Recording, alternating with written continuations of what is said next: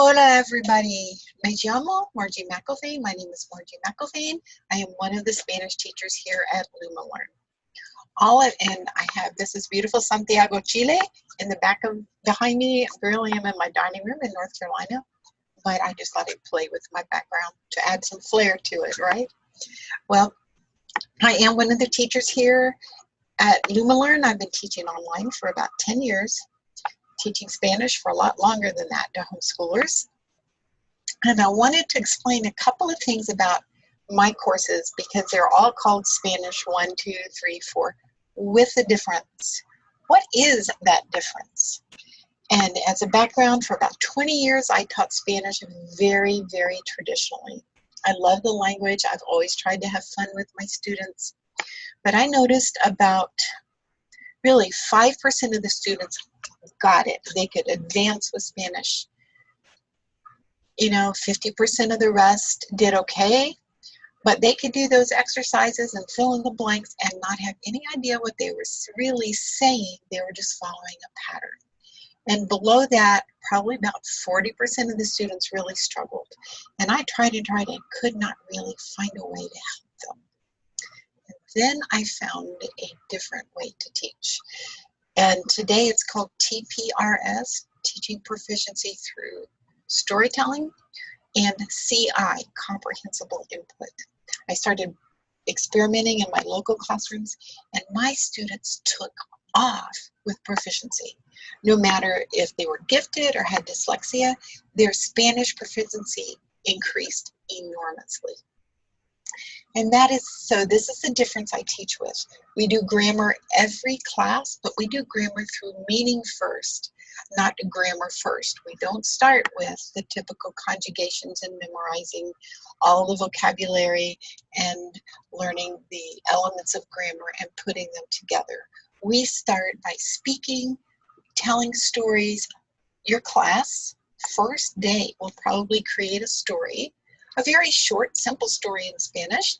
They will choose the main characters. They will choose what he or she does. And after the first class, they'll be able to probably retell that story, write the story, draw a picture of like a comic strip, and move on. And we really spend the whole year like that, reading, making up stories, using the most commonly used structures, verbal structures in the language.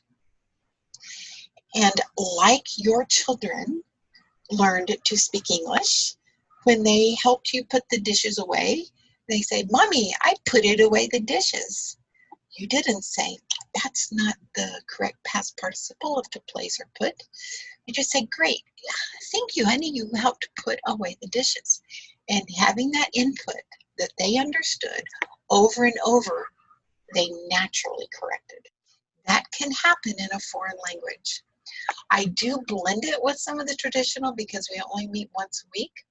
We have many other resources besides our text, native resources that we use every week, songs, stories, videos, silly stuff, reading selections, music, food, many, many different ways to engage with Spanish.